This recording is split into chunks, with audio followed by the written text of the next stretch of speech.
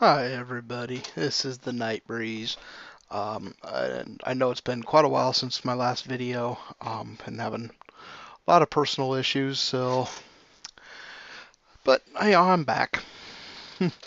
And today we're going to be discussing the next character class in the Dungeons and Dragons First Edition book, the Monk. Now, I'm not going to go in super depth with the Monk. A lot of DMs don't even allow the Monk in their game. Personally, I would allow it, but I've never had anybody want to play one. Um, they are a very hard class to qualify for. It requires a minimum of 15 strength, 15 wisdom, 15 dexterity, and 11 constitution. And it doesn't matter how high the stats are, they never get any bonuses to their experience points. And dexterity does not adjust their armor class at all. Um, so you can see where that's difficult to start with. Now they have four-sided hit die, but they do start with two hit die at first level. So without a Constitution bonus, that's 2 to 8 hit points. With the Constitution, they get a few more. They can get up to 10 hit points at first level. Now, the monk is kind of the kung fu monk, style of character, but they must be lawful in alignment. Although they can be good, evil, neutral, doesn't matter. If a monk loses the lawful alignment, they lose all their monk abilities, and they have to start all over as a first level character. Um, so they can have up to 18 hit die, which is different than most characters. Most characters stop gaining hit dice around level 10, 11, roughly. Monks gain hit die up to level 17. They have no spell ability. They can't wear armor or use a shield. And they can't even use flaming oil. Uh, you know, but they do have some special attack and defense capabilities. And some other capabilities as well. But when it comes to combat, they attack on the same table as thieves. So they have the same THAC0 progression as a thief. But they do add 1/2 of a hit point per level of experience to the amount of damage they score when they use a weapon. This, basically is because of the study and knowledge of weapons and anatomy that they've gained. So a first level character will do the weapon damage plus 1/2 hit point. At second level, it's weapon damage plus 1. Third, so on and so forth, all the way up to, let's see what level.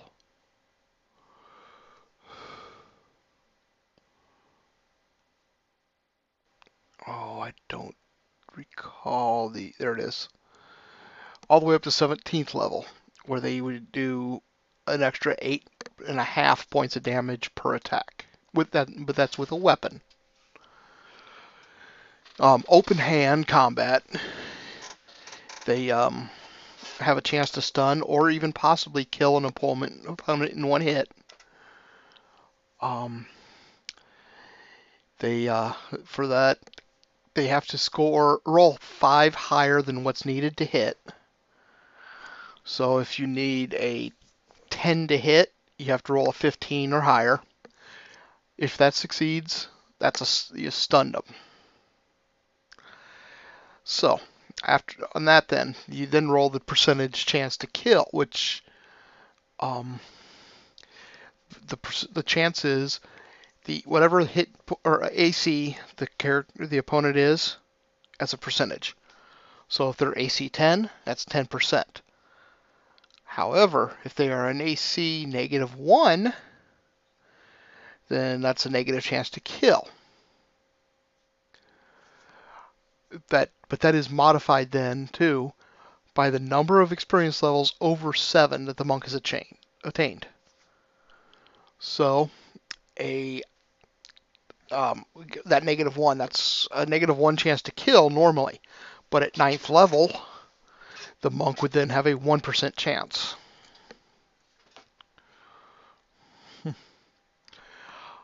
They also attack multiple times once they've achieved 4th level on open hand attacks. So they can hit more often, and their damage also increases as their level go up for open hand, for unarmed attacks. Now they do make saving throws as thieves, but they do have a few advantages. Non-magical missiles, arrows, bolts, bullets, thrown daggers, thrown javelins, thrown spears, etc. And when they say bullets, they're talking from like a sling, like a stone from a sling.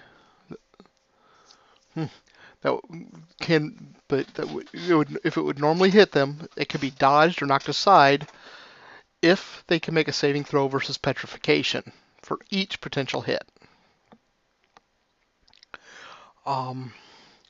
If a monk makes their save versus any attack form, they sustain no damage from the attack.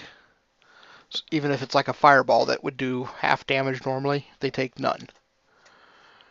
At 9th level, even if they fail their save, they take half damage if possible. So a fireball would do half damage or no damage, but a basilisk would still petrify them if they fail to save. Okay, at first level, they're as likely to be surprised as any other character, a 33 1/3% chance. This chance goes down to 32 at 2nd level and goes down by 2% per level beyond that. So they get to be hard to surprise. They do have some thief abilities at the same level as a thief. So 1st level monk would get it as a 3rd level thief, and etc. And that's open locks, find remove traps, move silently, hide in shadows, hear noise, and climb walls.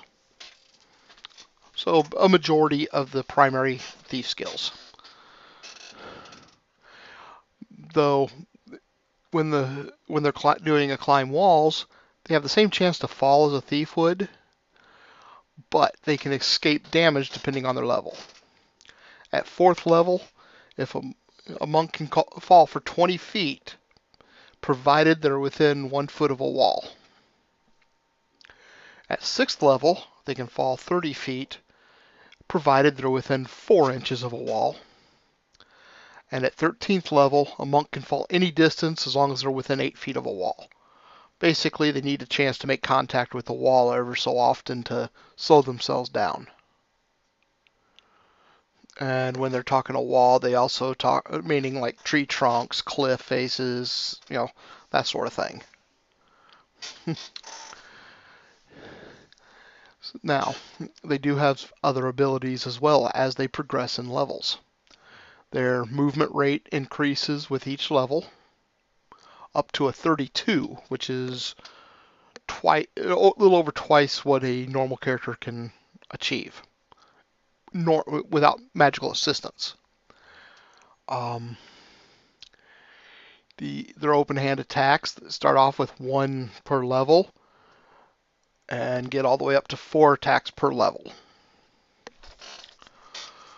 And their damages at 1st level, they do 1 to 3 hit points of damage per unhanded attack. That goes up all the way up to 8 to 32 points of damage at 17th level. Okay, so they do get special abilities at different levels. At 3rd level, they get the ability to speak with animals as a druid does. At 4th level, they can mask the mine, so ESP only has a 30% chance of success. And it improves with each level thereafter by 2%. A 5th level monk is not subject to disease of any sort, nor can he be affected by haste or slow spells. At 6th level, they can use a self-induced catalepsy to appear dead. They can appear like they're laying there dead.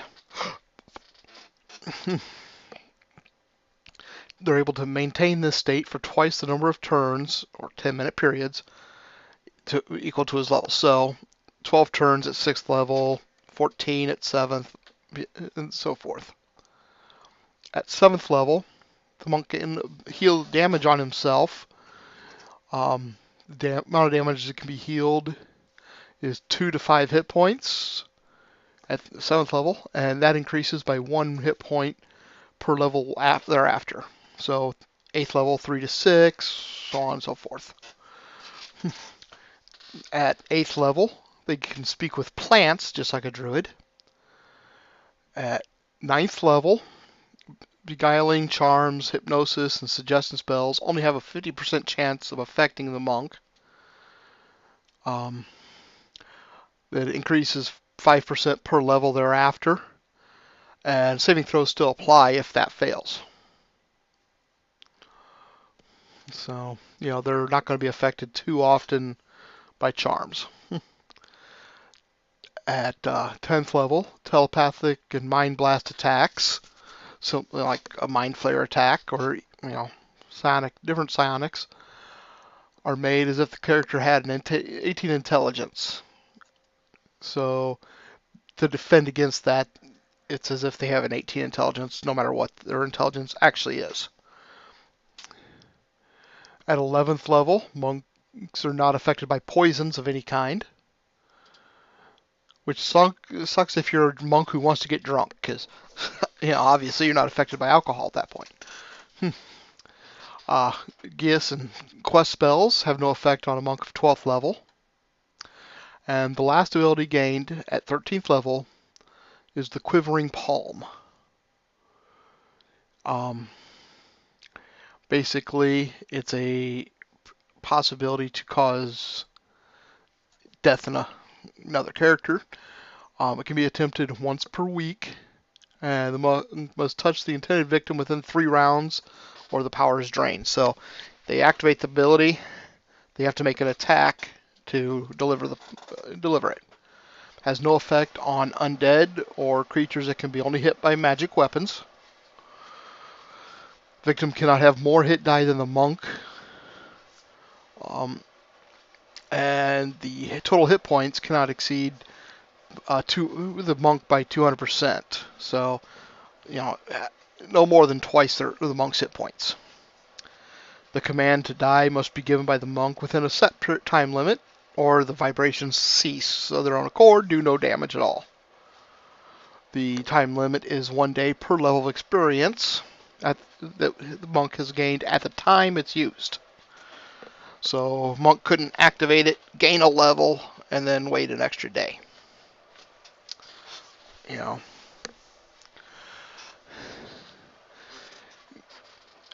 So basically,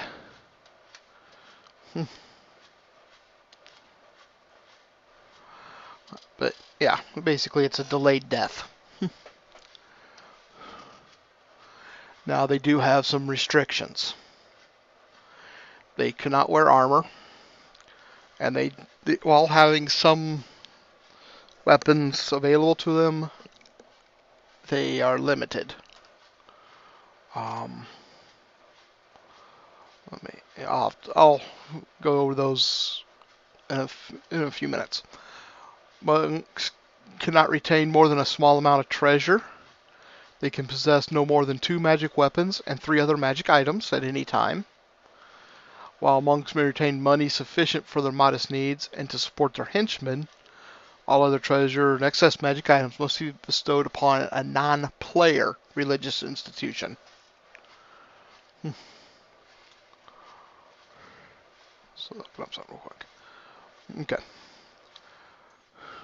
The magic items available to the monk is all magical varieties, the weapons that are allowed, rings, and those miscellaneous magic items that are usable by thieves. That's it. Monks do not gain any bonus, either with respect to increasing to hit probability or increase hit points of damage for strength.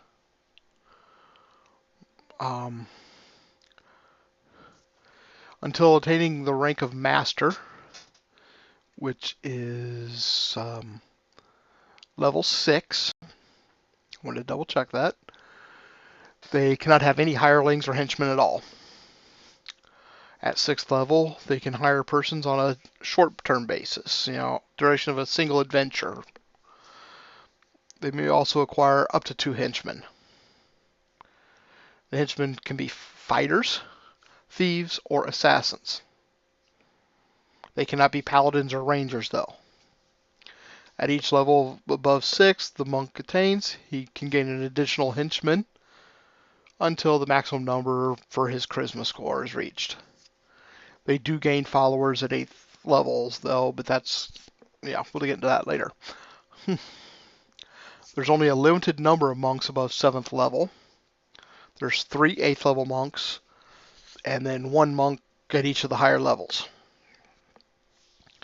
When the player character gets sufficient hit points to progress to 8th level, he gains the abilities only temporarily. But they have to find and defeat in single combat, hand to hand, without weapons or magic items, one of the other 8th level monks. So it must be done at 9th and higher level. The loser loses enough experience points to place him at the lowest number possible for the level below whatever they're going for. So if they become 8th level, then they drop down to just over 7th level.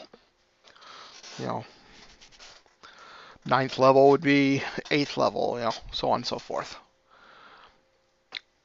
At 8th level, they gain followers upon their defeating the monk to attain that level, or attain the position. They'll attract 2 to 5 first level monks, provided they have a monastery or monastery-like building to use as a headquarters. These followers can be built up and experience from there. The player will attract 1 or 2 additional monks to first level for each additional level of experience they gain.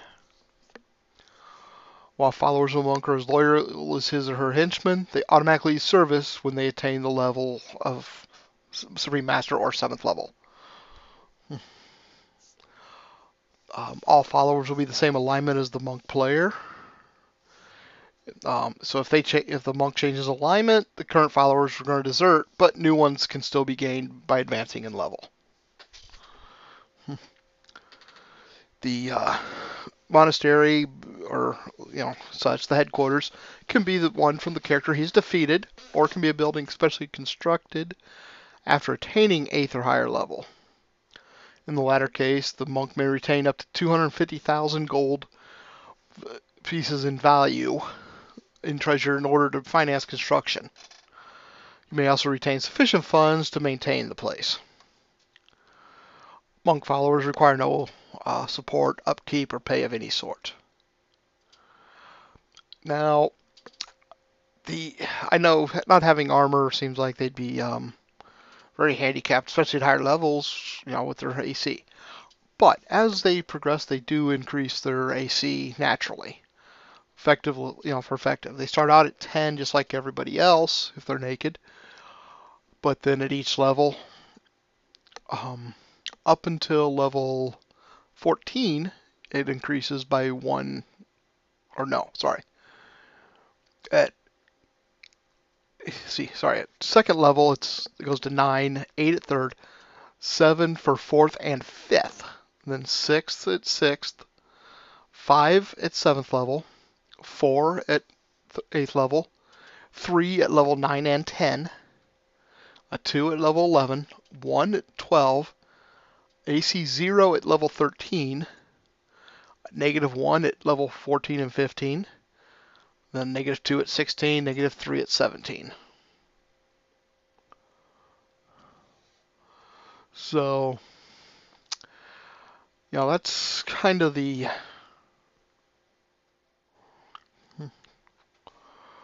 basic monk. Again, a lot of DMs don't even deal with monks. Um, they, yeah, I've played in a game with a monk character, and I have nothing against them. Um, I probably myself won't play one, but you never know. You never know. There's a first time for everything. Um, so, with that, in my next video, we'll be discussing The Thief. So, have a great day, everybody. Thank you for joining me. If you like my content, please, leave a like, tell your friends. They may enjoy it. If you haven't subbed already, please, if you enjoy it, sub. I'm not the most consistent uploader, but I do try to upload when I can. As always, though, if I look forward to reading your comments. If you like my content, great, let me know.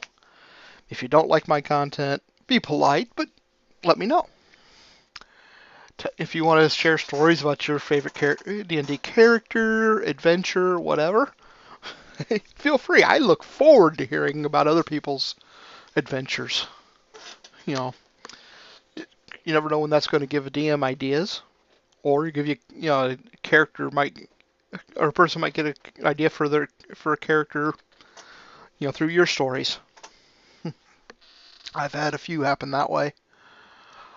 And with that, thank you all for watching. I'll be back soon with my next video. Have a great one, everybody.